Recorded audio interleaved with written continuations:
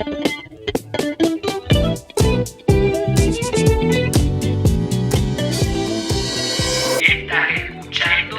Remedio Podcast. Remedio Podcast. El espacio para pensar en temas diferentes. El rayo que vemos en las tormentas eléctricas se define como una descarga o una línea que recorre una trayectoria con energía, con luz y también con sonido. Y la realidad es que hay varios tipos de rayos. De hecho, el que nos resulta más conocido a la mayoría de nosotros es el que vemos que cae a la Tierra y que se origina en las nubes. Ese rayo se lo denomina el rayo nube-tierra. Pero también hay otros rayos. Por ejemplo, el rayo nube-nube, que es aquel rayo que se origina en una nube y se traslada a otra. Y también el rayo intranube, que quiere decir que es un rayo que se origina en un punto de la nube y termina en otro punto de la nube. Ahora, ¿cómo se forman los rayos? ¿Por qué se forman los rayos? Bueno, esto tiene que ver con la electricidad y con la forma de moverse naturalmente que tienen los elementos. Hay que tener en cuenta que con los diferentes cambios de corrientes de aire, de presión, de temperatura, los diferentes componentes que se encuentran por un lado de las nubes y por otro lado también en el suelo, los elementos van chocando entre sí. Entonces, como chocan entre ellos, esto produce que algunos elementos pierdan electrones y que otros elementos ganen electrones. Entonces, a partir de ahí tenemos ciertas regiones, ya sea en las nubes o en el suelo, donde se acumulan cargas positivas y cargas negativas. Cuando tenemos unas cargas y dos polos que son muy distintos, tarde o temprano se van a querer unir nuevamente. Y cuando esto sucede, se da el rayo. Ahora, ¿por qué es tan impactante? Sobre todo el que recorre desde las nubes hasta el suelo. Porque lo que ocurre es que la nube tiene una determinada carga, por ejemplo negativa, y el suelo, es decir, el techo de un edificio, la punta de un árbol o inclusive un pararrayo, está cargado con la carga opuesta, por ejemplo una carga positiva.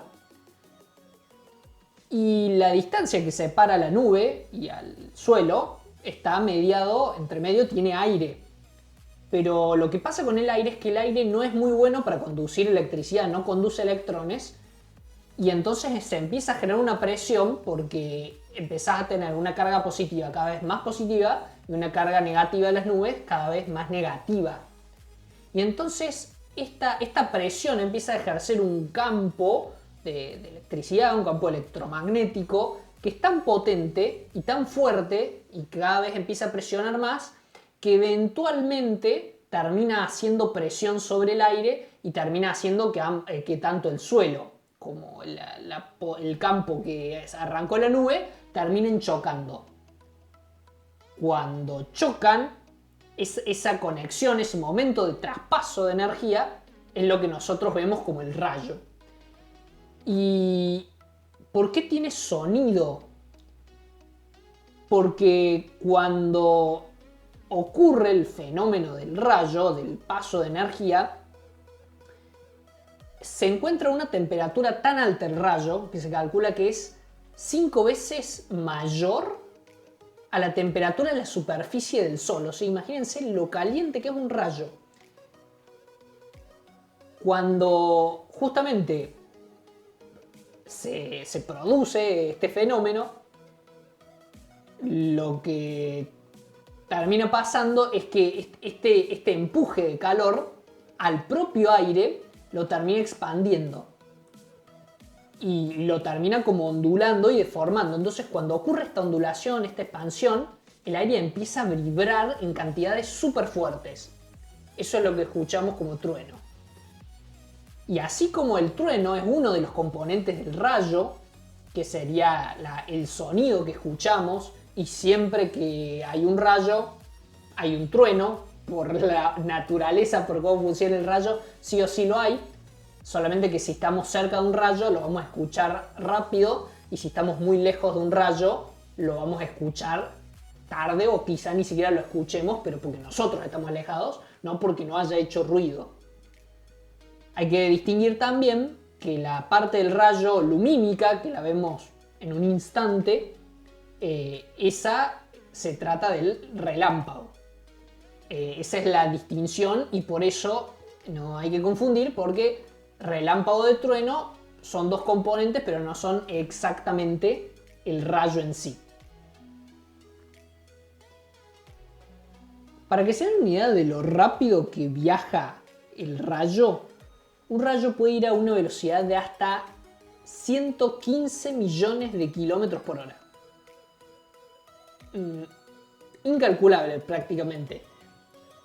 Y por supuesto, por ejemplo, uno de los mitos comunes que puede llegar a haber es que un rayo no puede caer en un mismo lugar dos veces. Bueno, no, eso es falso. Un rayo puede caer en el mismo lugar más de una vez, y de hecho esa es la función de los llamados pararrayos, que son elementos que se encuentran en gran altura, que por lo general suelen ser puntiagudos y suelen estar solos en un solo punto, como para juntar mayor carga, y que el rayo, en su intento de equilibrar la carga que tiene la nube, encuentra una carga potente en ese pararrayo y por eso entra en contacto ahí más rápido.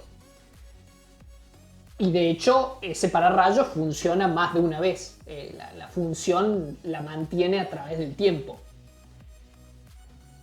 Y una cuestión es que hay algunos rayos que sí, que se dirigen hacia el piso, pero hay otros que parece que se dirigen hacia el piso, pero al final no lo hacen, y es un fenómeno bastante interesante, que a eso se los llaman los rayos ascendentes, que lo que ocurre es como que buscan y empiezan a ir hacia abajo, pero por alguna razón no terminan de chocar en el piso, o la carga suficiente no tienen un lugar adecuado para descargar, y se terminan desviando y terminan subiendo nuevamente y dirigiéndose hacia otra nube que tenga otra carga.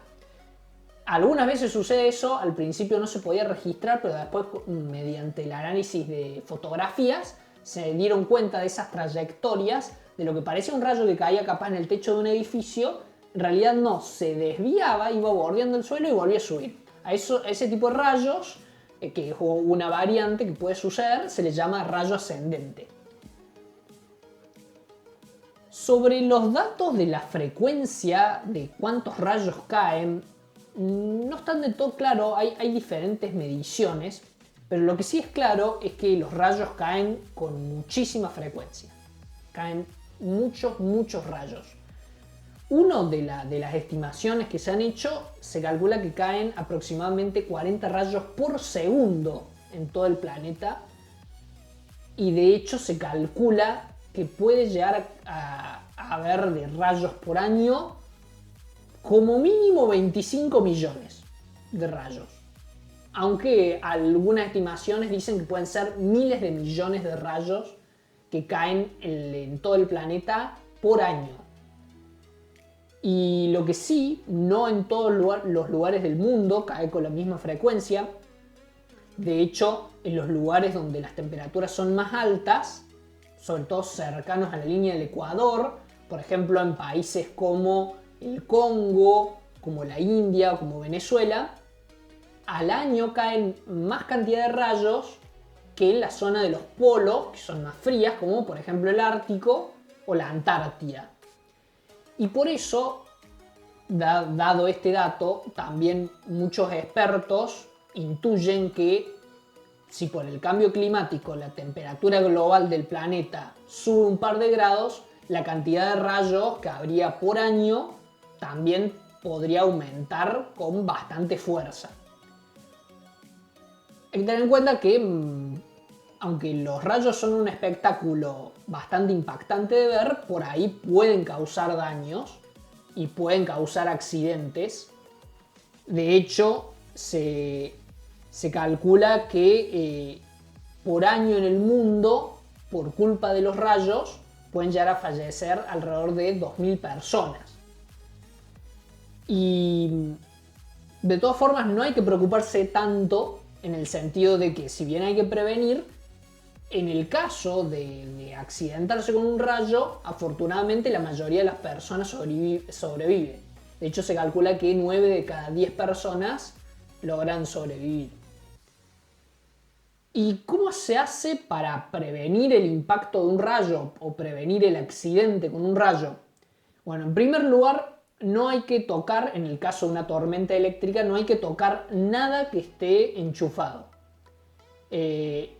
Si uno tiene un aparato electrónico, por ejemplo un celular, pero que no está con un cargador, no está enchufado nada, se lo puede usar. Pero si está enchufado, por ejemplo una computadora que está enchufada a un televisor, en medio de una tormenta eléctrica no hay que tocarlo. Por otro lado, también hay que tener en cuenta el agua es un material conductor de electricidad. Entonces, si un rayo se llega a filtrar por un edificio o por una casa, el agua se va a electrificar. Entonces, por eso, cuando hay una tormenta eléctrica, no es recomendable ni bañarse, porque entraría en contacto con el agua, y tampoco lavar los platos, porque, claro, el agua que sale de la canilla tiene la corriente eléctrica demasiado elevada. Por otra parte, también no hay que buscar refugio abajo de un árbol, porque los árboles, al estar a mayor altura, suelen atrapar con mayor frecuencia a los rayos. Entonces, cuando el rayo se dirige hacia el piso, si hay una persona abajo de ese árbol, también se va a ver impactada por el rayo. Y claramente se va a accidentar. Lo que sí hay que desmitificar es que a veces la gente puede creer que si una persona llega a haber sufrido el impacto de un rayo, después no habría que tocarla porque quedó electrificada. No, eso es falso. El rayo va a una velocidad tal que pasa por el cuerpo de una persona y después sigue de largo y busca descargarse en otra parte. Entonces, en caso de que una persona se accidente, otra persona puede ir a ayudarlo y puede entrar en contacto sin ningún problema. Por último, también un dato que quedó pendiente: pueden ocurrir rayos cuando no llueve, son solamente parte de la lluvia. Bueno, pueden ocurrir rayos aún si no arrancó a llover o aún si no llueve. De hecho, a eso se le llama tormenta seca y por eso muchas veces uno ve rayos inclusive en el cielo y uno cree que se va a largar a llover, pero muchas veces no termina lloviendo. ¿Por qué? Bueno, porque lo que necesita en realidad el rayo para funcionar son las diferencias de cargas, ya sea entre nubes o entre las nubes y el piso, y encontrar ese momento o ese campo que sea tan fuerte que pueda chocar con otro y ahí pasar la energía. Pero eso va más allá de la presencia o la caída de agua. Esto sería el tema del rayo. Espero que hayan podido aprender algo nuevo, que sepan cómo funciona, por qué actúa así, por qué este espectáculo que vemos en el cielo que cae de golpe, a qué se debe, cómo se lo puede prevenir cualquier accidente también para estar seguros. Así que espero que les haya servido y nos veremos en el próximo episodio de Un Remedio Podcast. Chau, chau.